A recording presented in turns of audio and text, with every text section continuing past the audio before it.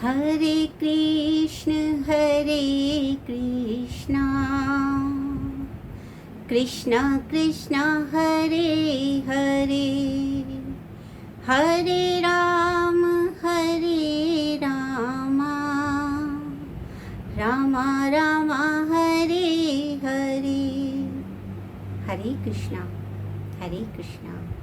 सभी भक्तजनों को मेरा बहुत बहुत प्रणाम। आज हम उस ज्ञान गंगामर में विचरण करते हैं जहाँ से भगवान ने अज्ञान से ग्रसित, मोह से ग्रसित प्राणी मात्र को शिक्षा देने का कार्य किया है। तो क्या कहते हैं, न असतो विद्यते भावो न अभावो विद्यते सतः, उभयोर अपि दृष्टोस्त्व अनयो तत्वदर्शिनः। अर्थात दो ही चीजें, द्विविधम खलु सच्चा सच्चा। जो पूरा ये जगत है ये दो भागों में ही विभाजित है, एक है सत्य और एक है असत। तो यहाँ पर सत्य क्या है? सत्य है हमारा शरीर, और असत क्या? सत्य है आत्मा, और असत क्या है? हमारा शरीर। क्यों कहा इसे असत? क्योंकि जो शरीर है शीर्यते अति शरीरः, अर्थात निरंतर क्षरण को प्राप्त होता रहता है। शरीर निरंतर क्षय को प्राप्त होता रहता है, इसीलिए शरीर कहलाता है। तो ये जो शरीर है, आधुनिक विज्ञान में भी हमने देखा कि वो बोलते हैं कि प्रतिदिन वियर्स एंड टीयर्स होते हैं हमारे शरीर में, और फिर जो पुराने सेल टूट जाते हैं वो नए सेल से रिप्लेस होते रहते हैं। तो ये जो प्रक्रिया है ये चलती रहती है, यानी क्षय और वृद्धि दोनों ही चलते रहते हैं। और ये जो वृद्धि है वो एक समय के पश्चात समाप्त हो जाती है और उसके बाद इस देह का अंत हो जाता है। तो इसीलिए ये असत है, इसकी सत्ता नहीं है, ये क्षण भंगुर है। तो यहाँ पर उन्होंने कहा कि न असतो विद्यते भावो, ये जो असत है इसका भाव यानी इसका सत्ता होना संभव नहीं है, और न अभावो विद्यते सतः, और जो सत है उसका कभी अभाव नहीं होता, अर्थात सत्य सदैव रहता है। तो इसलिए यहाँ पर उभयोर अपि, ये दोनों जो हैं इनको इसी प्रकार से जो तत्वदर्शी है, जो ज्ञानवान है, वो इसी प्रकार से इसको देखता है कि शरीर कैसा है। शरीर असत है, शरीर नश्वर है, और आत्मा सत है और सदैव रहने वाला है, इसका विनाश नहीं होता है। तो यहाँ पर ऐसा प्रभु क्यों बता रहे हैं? क्योंकि ऐसा भगवत गीता कहती है कि हम लोगों का एक अपने आराध्य के साथ में, भगवान के साथ में एक शाश्वत संबंध है। जो आराधना कर रहा है और जो आराध्य है, आराध्य और आराधक का जो शाश्वत संबंध है, उसको पुनः स्थापित करने के लिए यह ज्ञान आवश्यक है कि मेरा शरीर असत है और आत्मा सत है। क्योंकि आत्मा के विषय में जानने पर ही परमात्मा के विषय में हम जान पाते हैं। हरे कृष्ण। तो कैसा है? एक जीव है जो हम सबके भीतर है, और वो जीव कैसा है? वो जीव परा प्रकृति से जुड़ा हुआ है। परा प्रकृति से क्या अर्थ है? देखिए, प्रकृति दो तरह की है, इसको विस्तार से फिर जानेंगे, लेकिन अभी के लिए कि प्रकृति दो तरह की है, एक परा है, एक अपरा है। परा कौन सी है? जो प्रकृति से जुड़ी हुई है। परा प्रकृति जो अधीन है।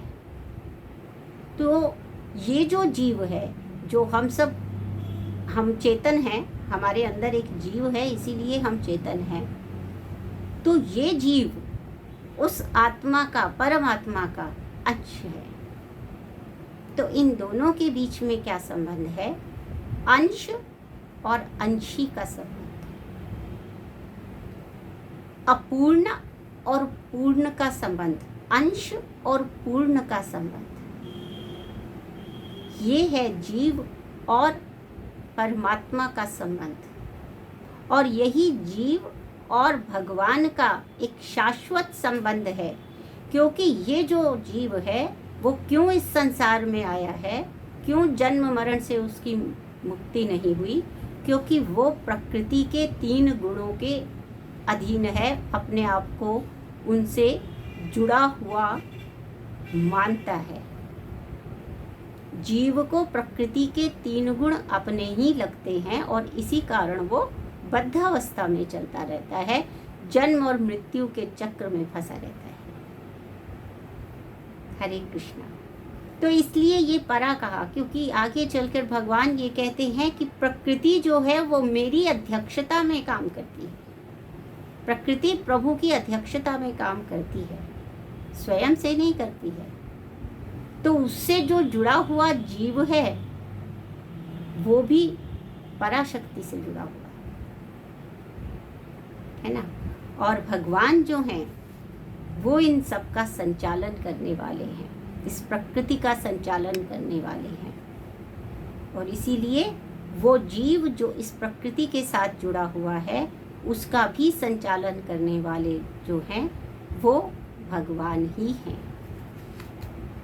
तो यहाँ पर हमें ये बात समझ में आती है कि ये जो शरीर है, क्योंकि ये असत है इसलिए ये नाशवान है।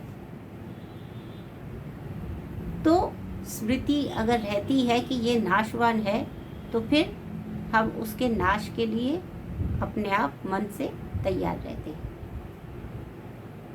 और जो आत्मा है वो अनश्वर है, वो शाश्वत है, वो भगवान का अंश है। तो शोक शरीर के लिए नहीं किया जाना चाहिए। हरे कृष्णा। शोक केवल कब होना चाहिए? शोक तब होना चाहिए जब ये बात विस्मृत हो जाए कि जीव भगवान का एक अंश है और जिसे मैंने खाया, मैंने किया, ये हम जिस मैं की बात कर रहे हैं, हम वस्तुतः शरीर को मैं समझ रहे हैं, जो कि निराधार है। शरीर मैं नहीं है, जिसे हम मैं कह रहे हैं वो आत्मा है। और ये जो जीव के अंदर रहने वाली आत्मा, जिसे जीव भी कहा है, वो परमात्मा का एक अंश है, ऐसा तत्वदर्शी बता रहे हैं। तो इसी से ये भी बता रहे हैं कि शाश्वत के साथ जो हमारा संबंध है उसको स्थापित करने का प्रयास करना चाहिए। और वो प्रयास कब होगा?